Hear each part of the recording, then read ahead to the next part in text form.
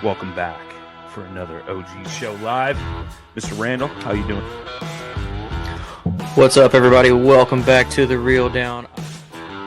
Welcome back to another episode of Bass Fishing for Noobs. Hi, boys and girls. Welcome to, once again, the Bass Kayak and Beers. Brother, this is the final cast. Another segment of Chasing the Tide, your saltwater connection on the paddle and fin. Welcome back, everyone. Another episode of Feather and Fur. Your host, Brad. Welcome back to the Mindset Podcast. I'm your host, Crystal. Hey, welcome back to Off the Water. Susky here with Adventures of Outdoor Woman podcast. Hey guys, welcome to the Rusty Hook Kayak Fishing Podcast. We're brought to you by Pelican, built tough for all situations. Go to pelican.com. Eastport Marina on the beautiful shores of Dale Hollow Lake. For all your lodging, kayaking, go to eastport.info. Yak Gadget for all your fine kayak fishing accessory needs. Go to yakgadget.com. Welcome back, guys, to another episode of Bass Fishing for Noobs here on the Paddle and Fin Podcast. I'm your host, Sean.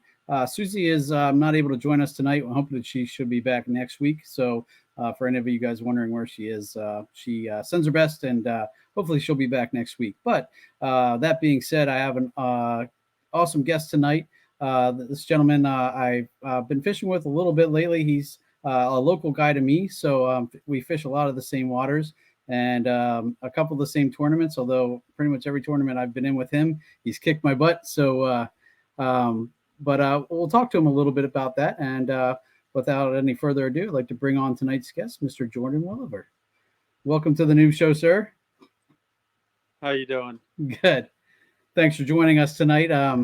For those of you guys who may not know you, we have a worldwide audience pretty much, but mostly here in the States are our listeners, but we do have a few people out and about. But for anybody who isn't familiar with you, why don't you let the folks know who you are, kind of where you're from, and we'll talk a little bit about how you got into fishing and kayak fishing.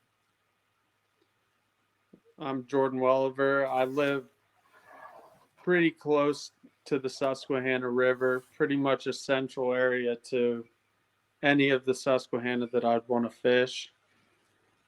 I was going to say, what got you started into fishing? Have you been one of those guys who fished ever since you were little, or more like me where, I started way later in my life? I always fished a little bit, not serious, and my dad is by no means a fisherman, so I had no leader in that aspect. I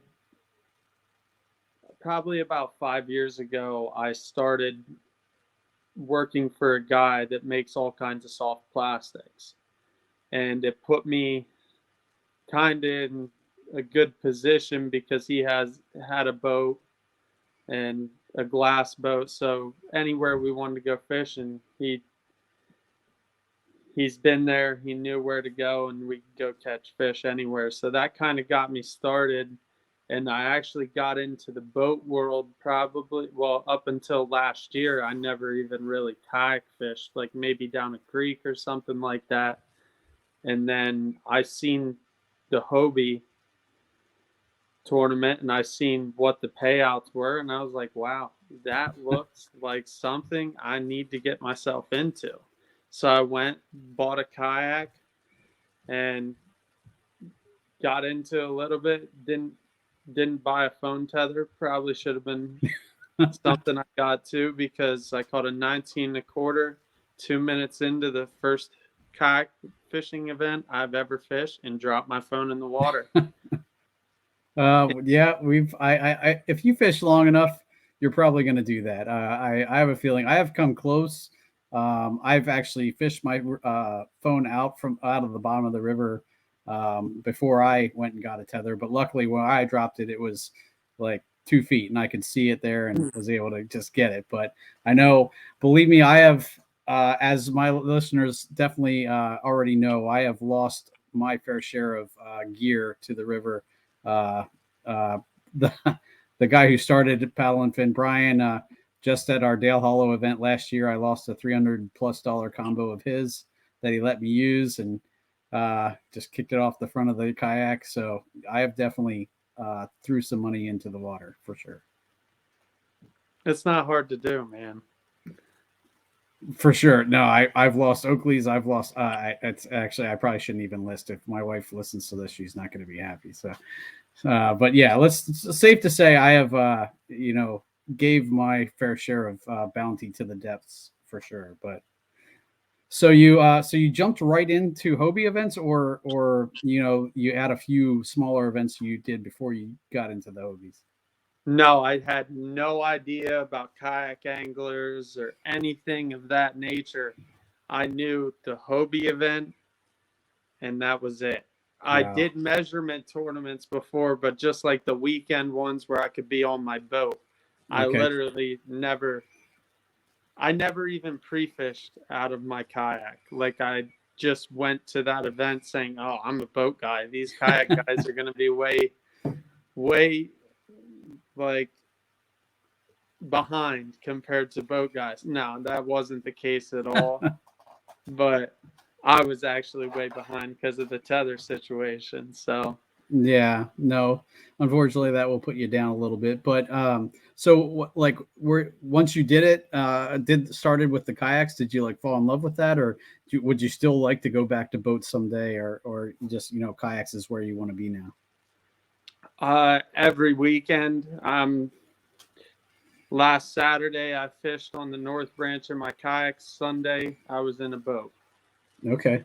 I have a boat also, so I pretty much if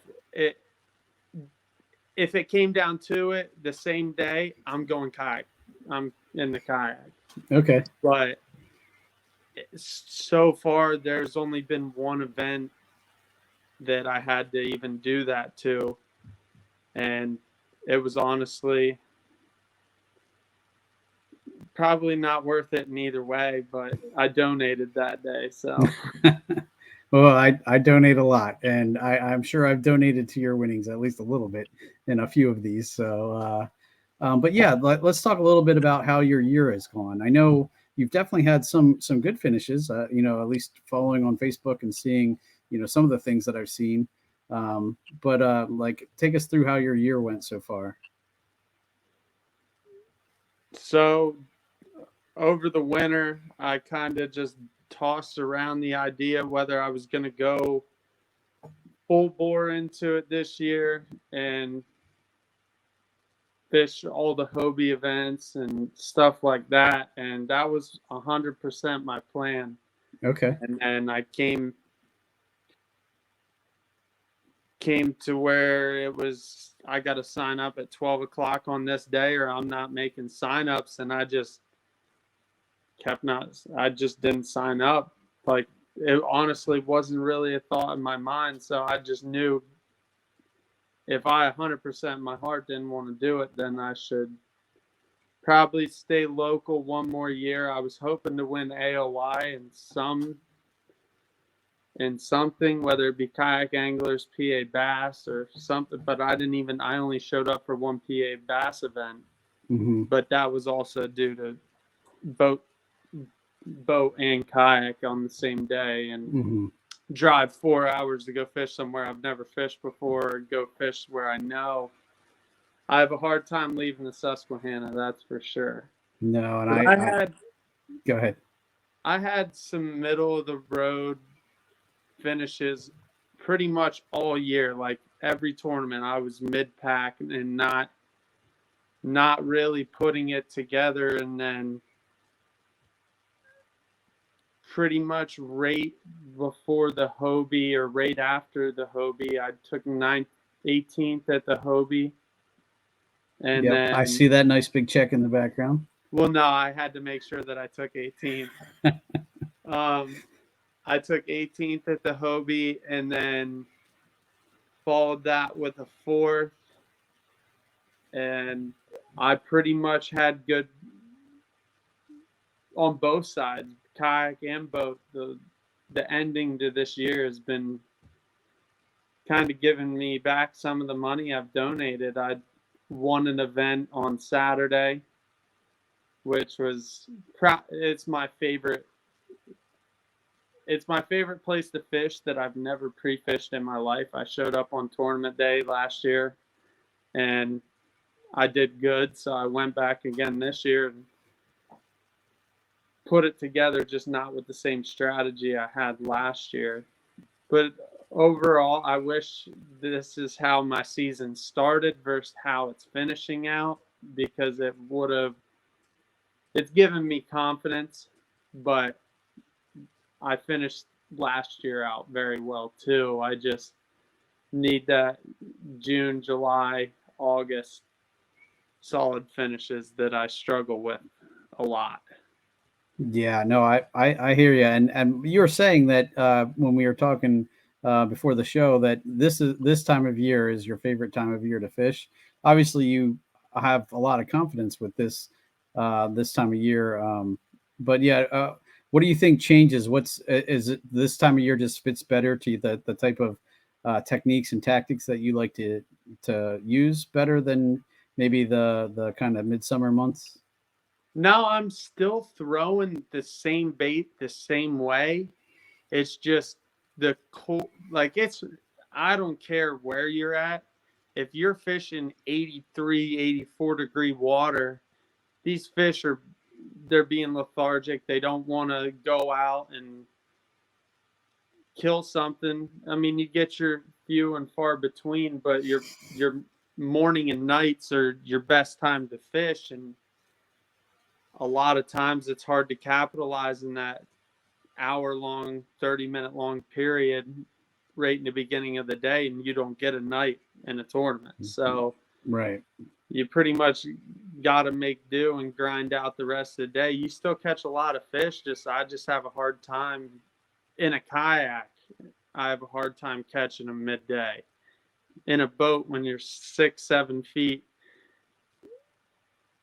higher, like not level with the water, and you can stand on a cooler or whatever, you can sight fish. That's my favorite way to fish. But in the fall, the water's cooler, they're more active. Mm-hmm. They seem to eat, well, they obviously eat way more, because the fish I've caught in the last 2 days versus the fish that I was catching 2 months ago, they're half a pound heavier. Oh yeah, I was just joking with one of my buddies. He asked me how I did yesterday, and I was like, I caught the chunkiest 11.5-inch bass that I ever caught in my life. That thing was heavy. I was like, for a 11.5-inch bass, I was like, oh my gosh, that thing is a beast. But Yeah. but yeah, and all the fish that I'm catching right now, you can tell they're really starting to feed up. Just last week, we kind of did my show on the fall feed up and how this time of year is a great time to fish, and it's right now it's proven to me exactly that. I went out on Saturday and did pretty good, and I went out last night and didn't catch numbers, but the fish that I did catch were good, so for the most part. But I know you're actually doing some tournament prep for a big tournament that's coming up. I wanted to kind of just mention it on here. You don't have to give away any secrets or spots or anything, but the tournament that's coming up in our area, again, it's on the Susquehanna. It's I forget what the boundaries are. They're similar to it's the same exact boundaries as the Hobie. I just think the Juniata might be like something different about the Juniata. Okay. And I know on our kayak anglers tournament that we fished on the Juniata, that's where I caught my biggest fish of the year. I had a 21-inch bass up there, and I missed out on big bass in that tournament by like 1/4 of an inch. When I caught that fish, I was like, oh, I got big bass. Nobody catches more than 21. And then Mike Reinhold, the guy who runs our local chapter, had a 21 1/4. I was like, oh, you're kidding me. But yeah, so that the Juniata was nice to me when we were up there. So I wouldn't be surprised if, especially now that the water is up again, or at least halfway up, more than it was for the Hobie event. I think that could be good. Oh, absolutely. Anywhere where bait's pushing to right now is definitely the way they're moving, for sure. But I wanted to mention to the folks a little bit about this tournament, because it's a little different than your average tournament. It's actually Who's putting it on? I forget. I don't know. Native. That's right. And so it's actually they're paying out $1,000 each hour of the tournament for big bass for that hour. So if you catch the biggest bass for that hour, you get $1,000, and it's $100 entry fee if I remember correctly. And they also there's definitely prizes for overall big bass, and then the normal bag that is the biggest. But the payouts for the hours, if you take 2 hours, you're easily won more than you did if you take the whole tournament. I think, right? It's yes, pretty close. It's actually every bass over 14-inch counts. Oh, day. That's right.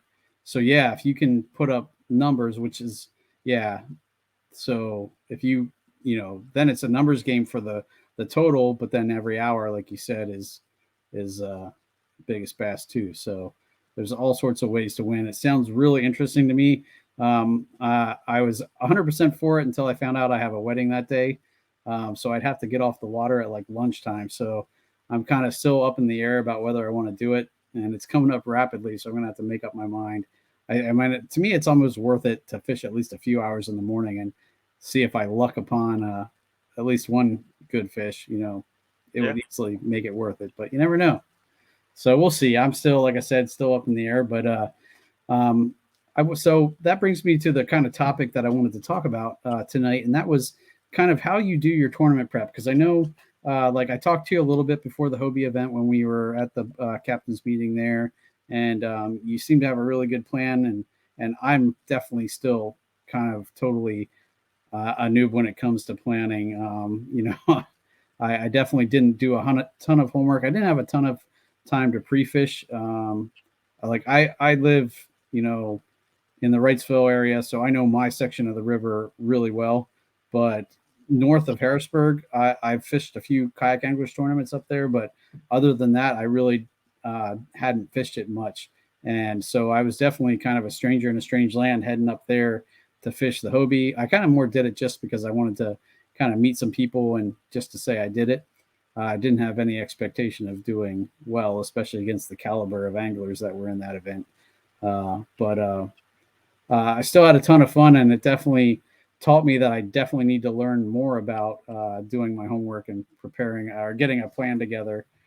So that's why I was curious about, kind of what all goes into your planning process, and how much pre-fishing plays a plan into that, or part of that. I know you said you've definitely fished tournaments where you haven't had experience, and you think that, how do you think that relates to how you did in those tournaments? It's kind of a double-edged sword for me, because you can go do all this pre-fishing. The fish are in the water. They can move. They can move. I've done this numerous times this year alone.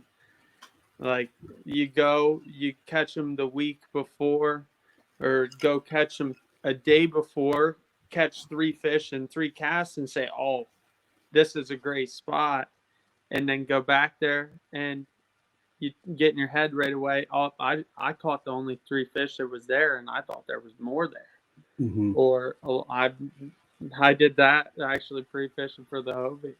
So I don't know. Going in blind, you have a clean slate. You're only gonna know what you learned that day during that tournament, and it can be beneficial. Like I fished new water this weekend, and I had no expectation. I told my buddy in the morning, like, you see this area right here? I'm not leaving it. Well, 25 minutes in, after I fished all 3 of these things and didn't catch a single fish, I was like, well, I'm going for a ride upstream. And I just pedaled upstream till like 2.5 miles, until pretty much I knew, I started seeing people above me coming down, and I was like, I didn't fish that hard enough to want to just keep going and go fish the water that the 4 or 5 people I seen fished, when I know I was the only. So I just switched tactics and went back downstream. But I like to go out and catch fish in different areas that set up similar, or like the same amount of current, or as many little eddies, or like maybe same rocks, same style ledges, and kind of just see what I can pick up on that the day before. That way I know I'm not hurting anything that I'm planning on doing. Right. And then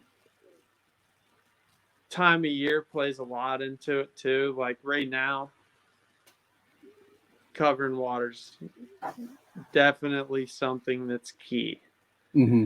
And the more water you cover, the more time the more chances you have at catching a big fish. Yeah, no, and I know the last event that I fished with you, right towards the end of the tournament, you blew by me a few times back and forth, and I was like, man, he is covering water, and I'm just poking around. Maybe I should be paddling more. But yeah, you were like I remember chatting with you real quick, and then you were gone, and then you were coming back up by me again, and I was like, whew, he is flying.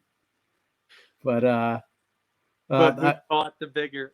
You caught a bigger fish in the end than me. So. Right there, right at that spot, I did. But but that was actually the biggest fish I caught all day. So that made me wish I would have kind of stayed down towards that end a little bit, because I went way far up and didn't catch anything, and then caught all my fish down at the bottom end again. So. Yeah, I picked up on that. I actually stayed after that was over. I went down 3 launches. Like I fished another 7 hours after it was over. Wow. And I do that when I venture down that way, because that is unfamiliar water for me that always wins. Like it's not if it will win, it always kicks me in the dirt. Like I start out so good, and then I just scramble to get the last bite, and I really, really want to learn that area a lot more than I have.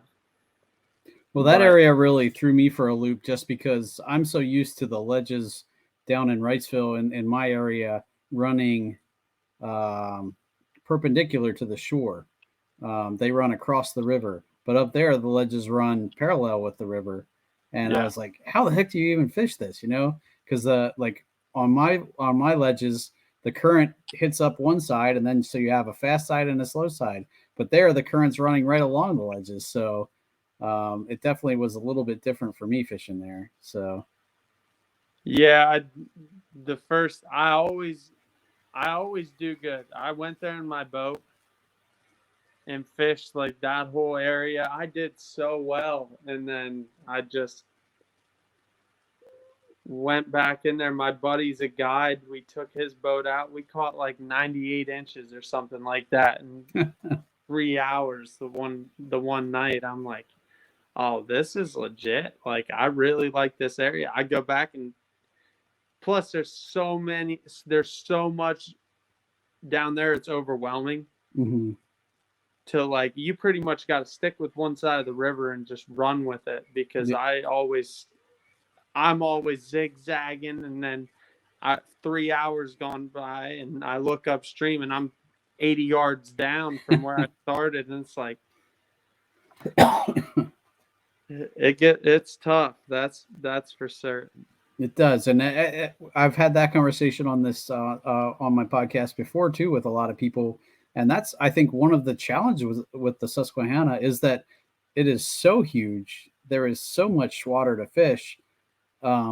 Trying to isolate it just down to a little bit.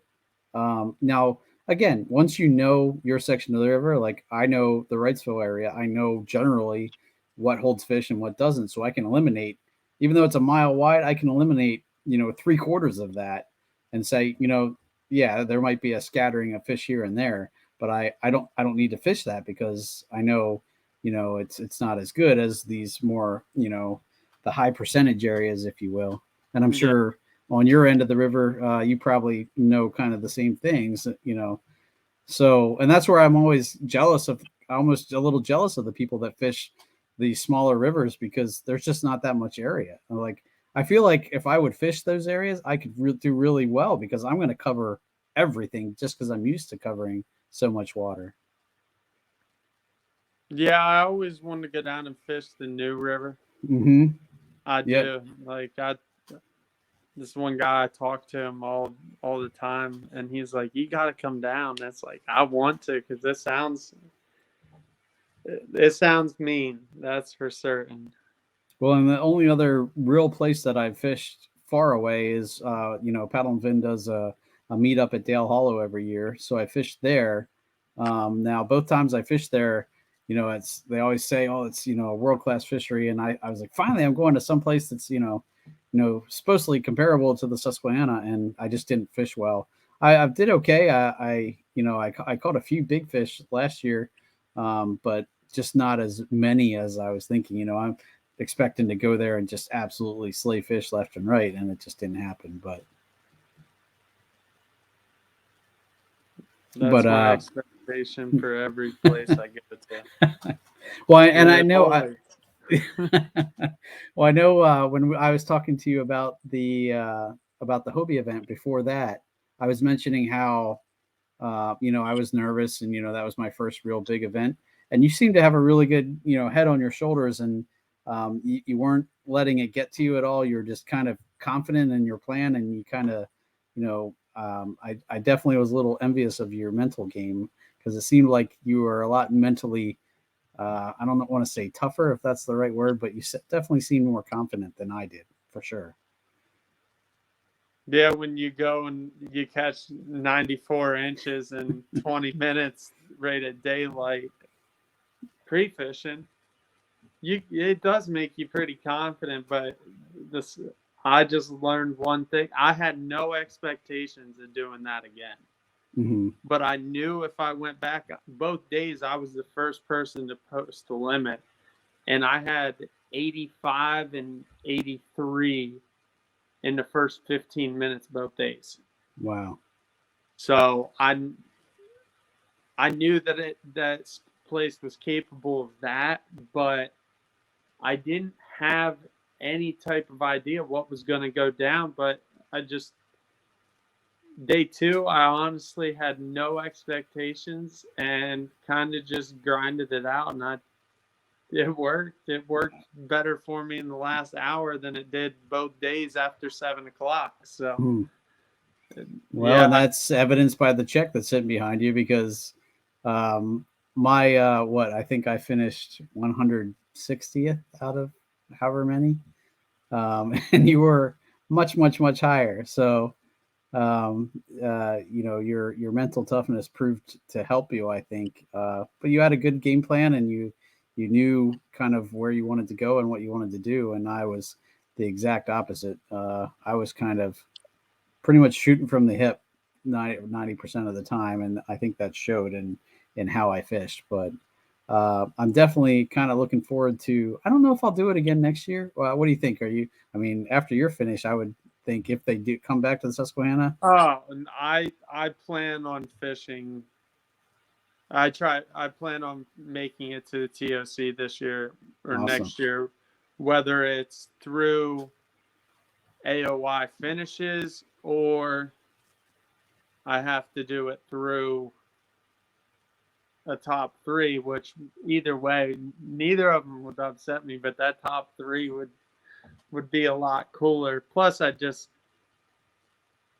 kayaking's becoming a bigger and better thing every single season. Like, just from last year to this year, I haven't been around long enough to see where it was 5 years ago, but just seeing where it was last year versus where it is this year, like, my buddies that don't kayak fish don't even hardly fish. Like, if they fish with me.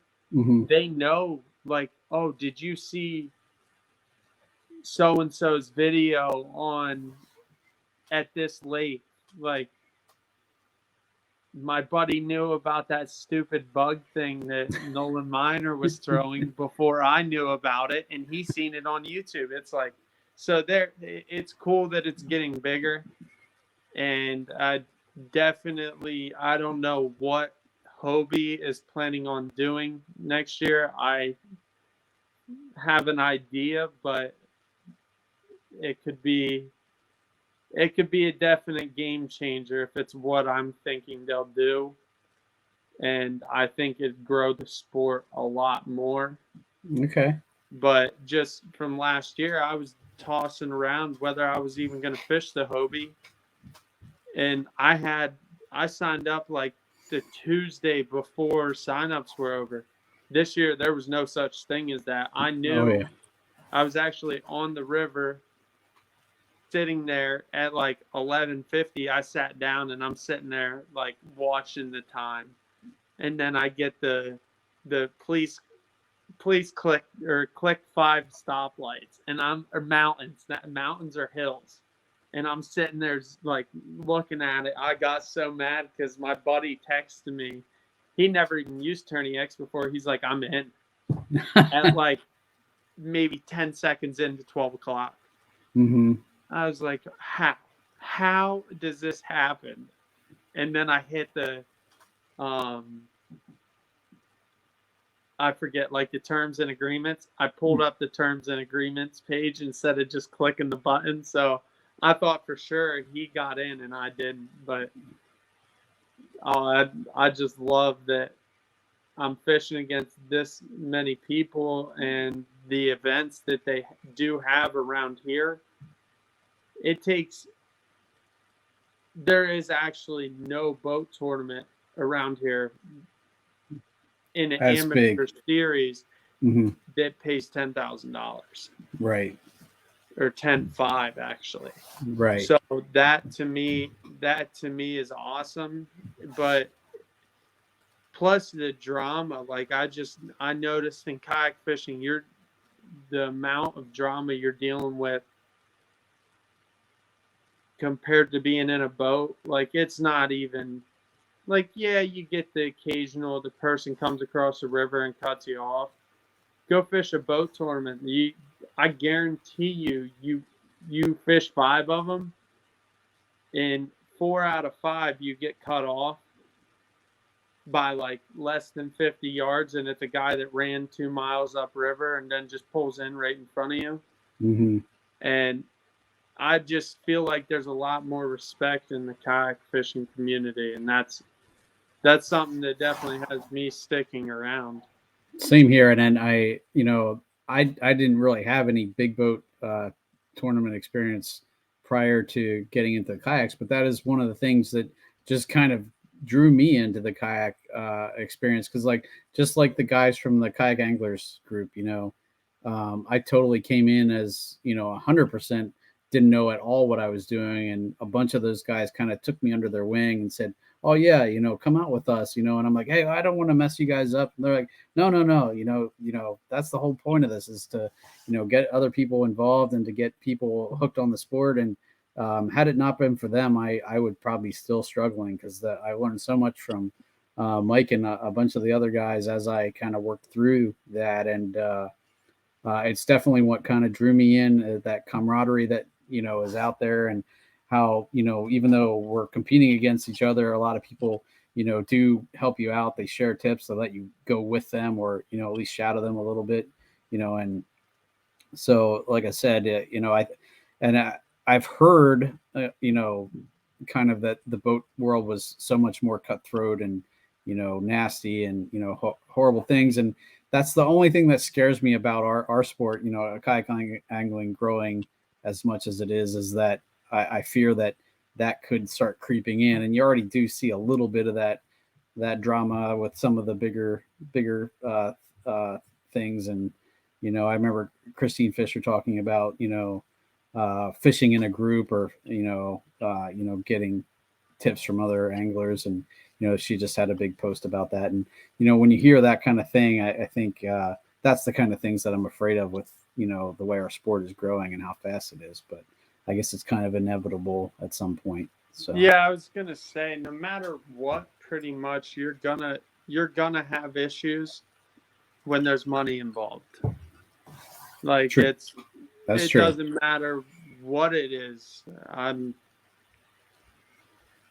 Honestly, I don't know any sport that doesn't have drama, but I just feel like as a whole, I think it's a lot less than, like, especially like going back to boats. It is not the same. Like, you can pull into a launch and talk to people. There's people that don't even look at you, don't talk to you. And then as soon as the tournament starts, you pull into a spot and they're blowing your bank out, or they're doing something. I'm sure it happens, but just that you're in plastic boats too, which has a lot of help with not blowing banks out for sure. But there's True. definitely ways that you could screw things up. Oh, absolutely. Yeah. And they joke about, the glitter boat guys, being, thinking they're so much better than us small guys in the plastic boats, but, they can have their glitter boats all they want. I'm super happy in my little hunk of plastic. I'm the captain of my own ship, basically. So, See, I need a glitter boat. I need a river boat. Well, so I just need a glitter boat. And honestly, if you looked at my marketplace search history, there is a lot of glitter boats in that, because I just want to go fish the big waters. Like this weekend, heading to Lake Erie in a plastic boat, man. 10 to 20 mile per hour winds. Like, there's a lot that can go wrong in those situations. And I've been to Lake Erie to catch walleye. okay. I've never fished for a bass in Lake Erie. And I make bait with a guy who won some big tournaments in a boat, a little bit more than $10,500. So he definitely is.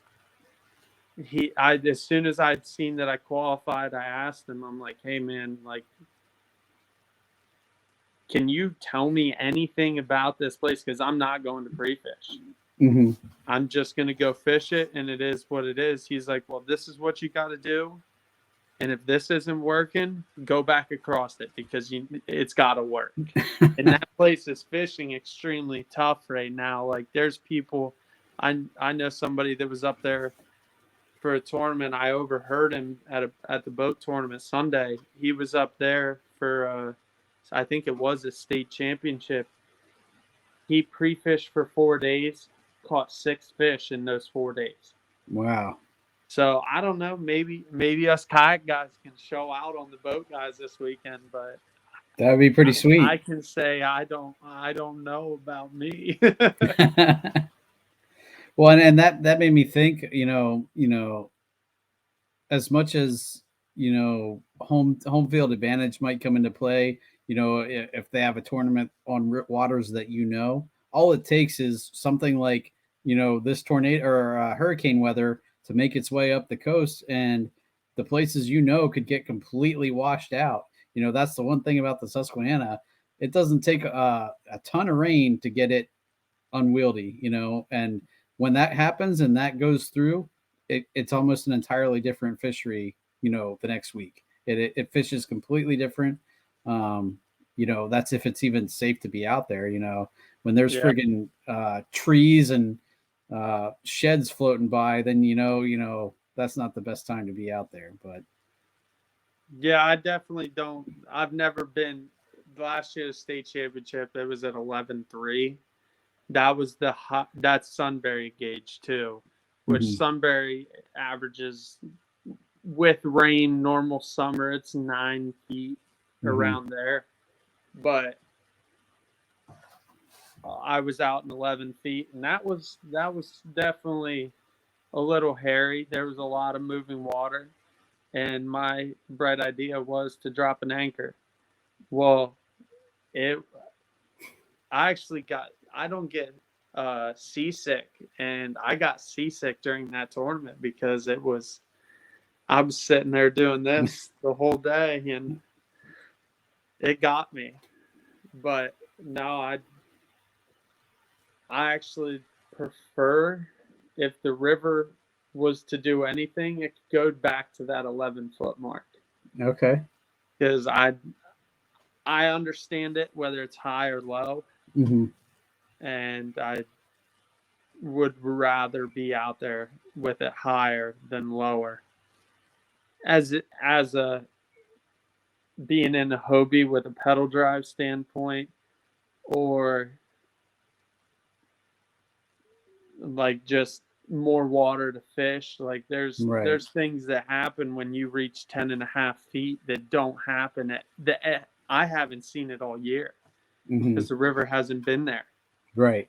And my buddy's always asking me, he's like, when's that river gauge getting to 11 foot again? Because we had one of the best days. We're both throwing spinner baits off the front of my boat, and we're just setting the world on fire. Like, we fished 3 little eddies all day. Wow. And we were out all day long. But was it high and clear, or was it like usually when it's like that, it's chocolate milk? Yeah, no, I like that 6 foot or 6 inch visibility, 6 to a foot. Gotcha. That's the cool, because that opens up a lot of baits that you don't normally throw. And would you consider yourself more of a power fisherman like that, or like, I'm definitely more finesse. I'm learning to some of the power techniques, but you give me a Ned rig, and I'm going to do probably better now. Crankbaiting, I've started to really like lipless cranks and stuff like that. Right now, I did really well yesterday on a spook, and I hadn't thrown a spook forever. And I just happened to watch a YouTube video, and I was like, I'm going to try this. And then the 2 biggest fish I caught yesterday were both on the spook. So, yeah, I definitely can throw both. Okay. I think that makes you a well-rounded angler when you can slow down when you need to and really pick something apart. But if the conditions are right and the power game is working, if you can do both, I think that's definitely the best way. Favorite wise? Yeah. I'm going power fishing. Like, okay. if I can throw any type of casting rod, whether I'm throwing top water, a spinner bait, jerk bait, like anything that I can throw with a casting rod, I'd prefer it. But if I have to, yeah, I'm not afraid to finesse fish. That's last year up until then, I only owned 1 casting rod. Now I don't even know how many I own. Like, I literally, but I had spinning rods set up like heavies for throwing a crankbait or like a jerk bait rod. Like, my buddy's like, hey, why don't you just buy another casting rod for this? And I'm like, and then I bought one. 2 weeks later, I bought another one. 3 weeks later, I bought my first Corrado DC. Okay. Now I actually just bought another one today. So I don't even know how many. I bet you I have 18 to 23 casting rods and only 4 spinning rods. Wow. See, I'm still probably more on the spinning rod end. Usually when I go out now, I take 4 spinning rods and 2 crankbait or 2 casting rods. One's my crankbait rod, and the other one is a heavy glass rod that I have. But I do have a few other. I finally got my first frogging rod early in the year, but I just don't use it that much on the river, to be honest. But I got that more for when I go to the lakes and stuff. But yeah, I'm kind of I'd say mid-range now. Whereas before, I was 100% spinning rod. I had that one bait caster that I bought on Amazon and could barely throw, but I've definitely progressed my game a little bit. But then I still look at like Jeff Little. I watch a lot of his videos, and he's throwing a lot of his stuff on spinning rods. So I'm like, you know what? There are definitely people who are successful using spinning rods, but I do like to broaden my horizons. And I got my first SLX DC, and that really made a big difference. And I still can't skip a casting rod to save my life. If I'm skipping, that's going to have to be with a spinning rod, because I'll bird's nest a bait caster every time I try to skip it. But I just lost video on you, Jordan. I'm not sure what happened there, but you still there? Yes, I can still hear you. It's work stuff that. Gotcha. Well, I'm trying to think, is there anything else that you think, if you were trying to give some tips to a beginning angler, what you would tell them about kind of getting ready for a tournament, or how do you approach like what baits you're going to throw? Just more because it's what you know and your experience, or do you really kind of change it up depending on what the river's kind of saying to you?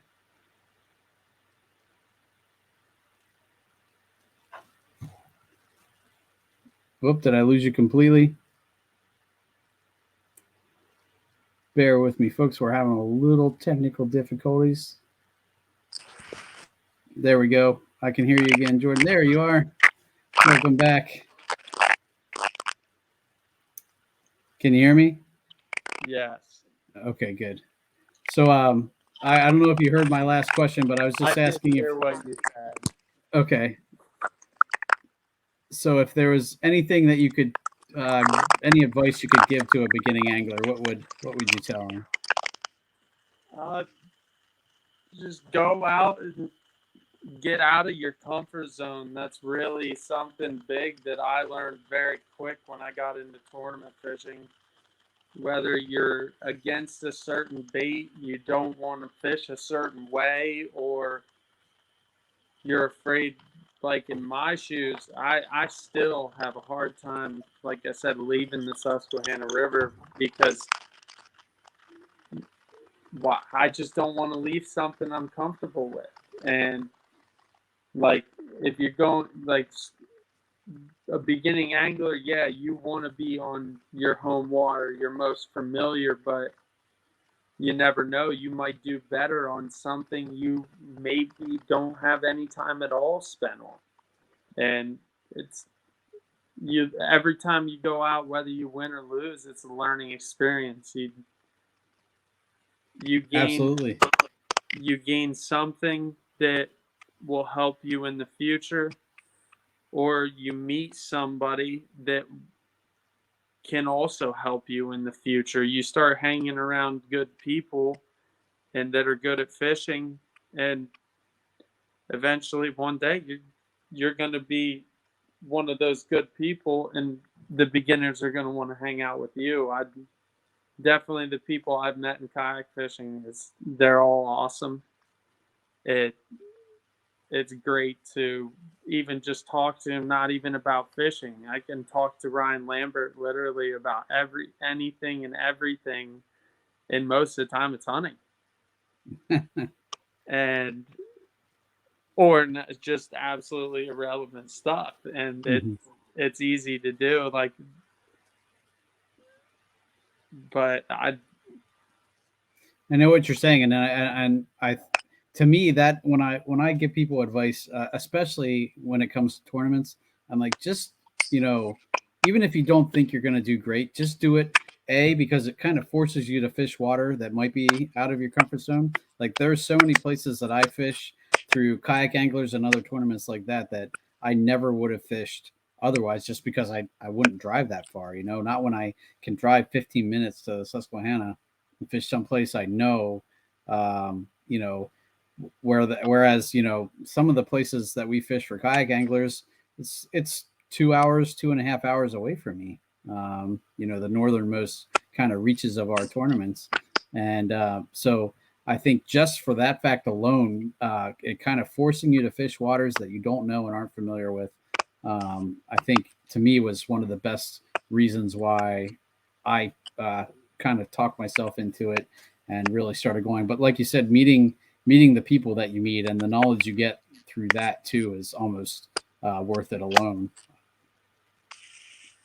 Yes, absolutely. All right, man. Well, we're hit the 50-minute mark. So I think that was, we covered a bunch of topics there, and I think that's pretty good. I wanted to give you a chance to shout out if you have any sponsors or any products that you love to support or anything like that, and also social media if you have anything. Just anybody looking into hand poured soft plastics. We make a tube it's not your molded tube. It's made out of a better plastic because you can't inject the tubes with the same plastic that are hand dipped. They're scented. That's sneakyhollowbaits.com. And we make tubes, drop shot baits, Senkos, all kinds of stuff like that. And I'm forgetting a lot because I'm not good at going off the top of my head. But sorry to put you under pressure like that, but we'll include a link in the show notes for sure, so the listeners can go and check that out. That way you don't have to remember everything, guys. Just make sure you check out the show notes for the show, and we'll include a link to the Sneaky Hollow Baits there, and we'll make sure you guys get some coverage there if that works. That will do. All right. Anything else you want to shout out? Nope, that's pretty much it. All right, man. Well, we'll see. Maybe I'll run into you if I happen to fish the native event. Still tossing that around, but if I don't, good luck to you. I can't wait to hear how you did, and we'll keep in touch and see. Maybe we'll have to have you back on, and you can talk about your experiences there as well. Okay, we'll talk about it after. Yep. Yeah, that way we're not dishing any secrets or anything. So, well, again, Jordan, I appreciate you coming on with me tonight. It was a lot of fun, and I look forward again to getting back out on the water with you sometime. So, you also. All right, man. Well, guys, thanks for tuning in to another episode of Bass Fishing for Noobs, where we bring you the techniques, the tricks, and the tips to help you rip more lips. You guys have a good night, and we'll catch you next week. Thanks for tuning in to another killer episode here on Paddle and Fin. Be sure to drop a 5-star rating, a thumbs up, or smash that subscribe button on any platform you're listening in on. Be sure to check us out on Waypoint TV, waypointtv.com. Make sure you sign up for the Fantasy Kayak Fishing League at paddleandfin.com/fantasy. You could support this show through Patreon, patreon.com/paddleandfin. Don't forget to check out the website, paddleandfin.com. Catch us on YouTube. If you got a question, comment, or want to see a future guest on the show, be sure to email us at paddleandfin@gmail.com. Shout out to our show supporters, Yak Gadget. You can check out all the fine kayak accessories at yakgadget.com. Pelican Professional. For all your cases, coolers, and lighting needs, go to pelican.com. ROCKTOWN Adventures, your Midwest premier paddle sports destination. Go to rocktownadventures.com. Eastport Marina, the beautiful destination on Dale Hollow Lake. If you're looking for lodging, kayaks, kayak accessories, or anything fishing related on the beautiful Dale Hollow Lake, go to eastport.info. And Jigmasters Jigs. When in doubt, get the jig out. Go to jigmasters.com and fill your tackle boxes today.